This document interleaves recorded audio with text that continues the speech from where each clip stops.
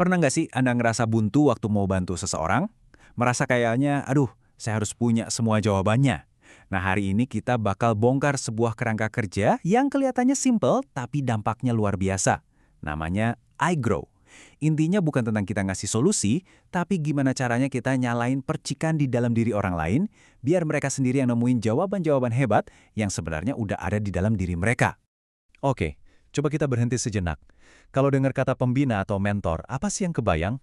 Pasti orang yang jago, yang tahu segalanya, yang punya semua jawaban kan? Nah, iGrow ini membalikan semua itu. Gimana kalau ternyata tugas utama kita sebagai pembina justru bukan ngasih jawaban sama sekali? Penasaran kan? Yuk kita lihat. Ini dia bedanya. Di satu sisi, ada gaya guru yang ngasih tahu, ngasih nasihat, ngasih solusi. Di sisi lain, ada pembina iGrow. Senjata utamanya bukan segudang pengetahuan, tapi pertanyaan yang tepat dan telinga yang mau mendengarkan. Dan ini bukan sekedar dengerin loh ya, tapi benar-benar mendengarkan apa yang sebetulnya nggak terucap. Dan ini, jujur ya, benar-benar melegakan. Ini artinya apa? Kita nggak perlu jadi pahlawan super yang punya semua jawaban. Kenapa? Soalnya, keyakinan dasarnya itu pelatih yang sesungguhnya di ruangan itu bukan kita. Tapi Roh Kudus, Tuhan itu udah bekerja. Tugas kita cuma jadi fasilitator. Kayak bantu orang lain nyari frekuensi radio yang pas, biar mereka bisa dengar suara Tuhan lebih jernih. Jadi jangan bayangin iGrow ini kayak agenda rapat yang kaku ya. Anggap aja ini peta jalan buat sebuah obrolan yang bisa mengubah hidup. Setiap hurufnya itu adalah perhentian penting. I untuk invite atau mengundang. G untuk goal atau tujuan. R untuk reality alias kenyataan. O untuk options atau pilihan-pilihan yang ada. Dan yang terakhir, W yang paling penting nih, will do atau apa yang akan dilakukan. Teori aja nggak cukup kan? Makanya kita akan lihat iGrow ini beraksi di dunia nyata. Kenalin, ini Samuel, si pembina, dan Philip yang lagi dibina. Coba perhatikan baik-baik gimana Samuel pakai kerangka ini buat memberdayakan Philip, bukan mendikte dia. Langkah pertama, invite atau mengundang. Nah, Samuel ini nggak langsung to the point. Oke, Philip, target kamu apa bulan ini? Nggak gitu. Dia mulai dengan bangun koneksi dulu, koneksi spiritual, biasanya lewat doa. Ini penting banget, soalnya langsung ngasih suasana kalau ini bukan rapat kerja, tapi ini waktu buat sama-sama cari kehendak Tuhan. Lanjut ke fase goal atau tujuan. Coba deh perhatiin bedanya. Samuel nggak bilang, Philip, tujuan kamu harusnya begini. Sama sekali nggak. Malah sebaliknya, dia melempar pertanyaan yang besar dan terbuka.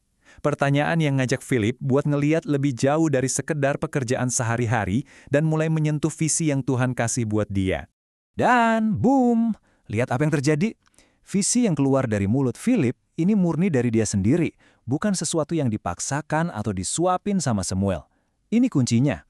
Saat sebuah tujuan itu lahir dari dalam diri sendiri, rasa kepemilikan dan semangatnya itu, wah, langsung menyala 100%. Oke, visinya udah membara nih. Sekarang waktunya membumi dengan langkah reality atau realitas.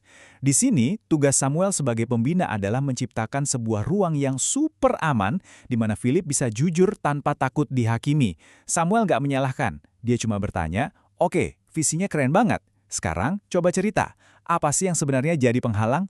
Dan disinilah akar masalahnya ketemu. Setelah digali lebih dalam, ternyata hambatan terbesarnya itu bukan kurang dana atau kurang pelatihan, tapi sesuatu yang sangat manusiawi, rasa takut. Orang-orang merasa, aduh, saya kan nggak sepinter itu, atau pengetahuan Alkitab saya nggak cukup buat mimpin. Nah, di sini nih, jebakannya buat kebanyakan dari kita. Dengar masalah rasa takut, refleks pertama kita pasti langsung pengen ngasih 1001 solusi kan? Tapi Samuel dia menahan diri. Dia masuk ke tahap options. Dia nggak ngasih jawaban. Justru dia nanya lagi, buat mancing kreativitas yang sebetulnya udah ada di dalam pikiran Philip. Dengerin deh pertanyaan ajaib ini. Kalau misalnya nggak ada hambatan sama sekali, apa yang bakal kamu lakuin?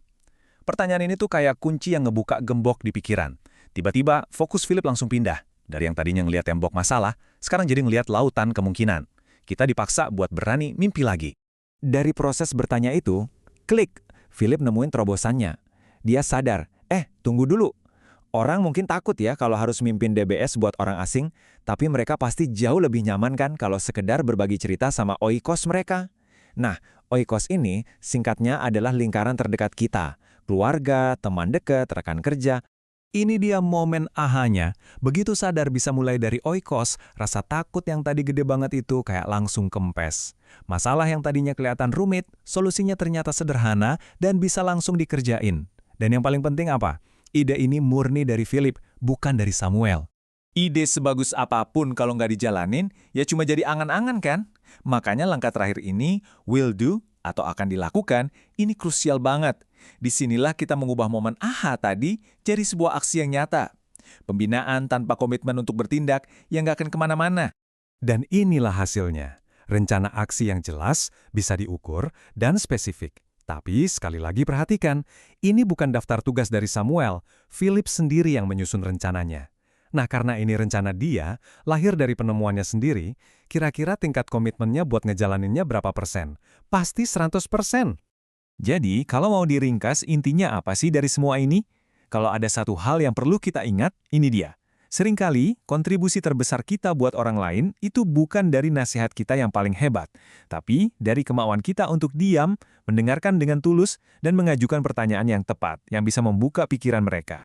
Dan ini membawa kita ke sebuah pertanyaan refleksi untuk minggu ini. Coba pikirkan, siapa ya di sekitar Anda, di keluarga, di tempat kerja, di komunitas, yang mungkin sebetulnya udah capek dengerin jawaban-jawaban dari Anda? Siapa yang mungkin cuma butuh Anda untuk berhenti bicara sejenak dan mulai bertanya, supaya mereka akhirnya bisa mendengar suara yang paling penting, yaitu suara Tuhan di dalam hidup mereka sendiri.